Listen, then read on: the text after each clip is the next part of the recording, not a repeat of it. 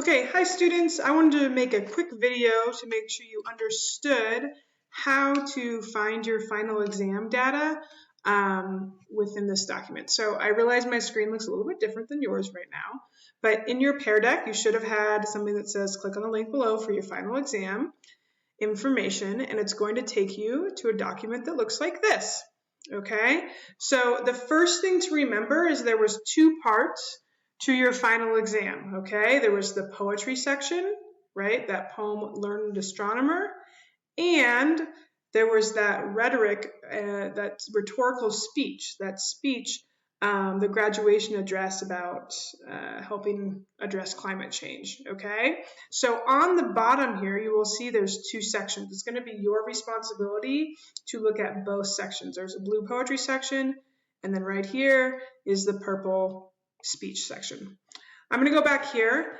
The numbers are listed alphabetically, are listed in order from smallest number to highest number. So I took someone's number, and their number is 720686. So I can just, if I would like, scroll down here. I'm at 717. I know I need to get to 720686.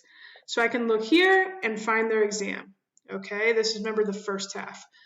Another thing I can do if you don't want to do that and you're tired of scrolling is you can do Control F on my keyboard at the same time. And I can just, and then this little box comes up. I'm just going to put my lunch number in here. Okay.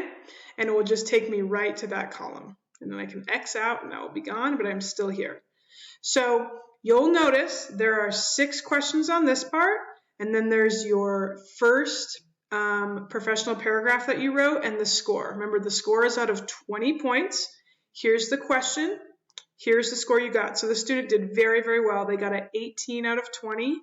And here's their paragraph. Notice they also, this is a very good student, they also got a perfect score on their multiple choice. If the letter is in black, that means you got it correct. If it's in red, like the student up above, that means you got it wrong. Okay, so it just lets you know. Let's do the same thing here. So I'm going to look here. I'm going to write Control F. You can also just scroll down because it's alphabetical. 720686 is their number.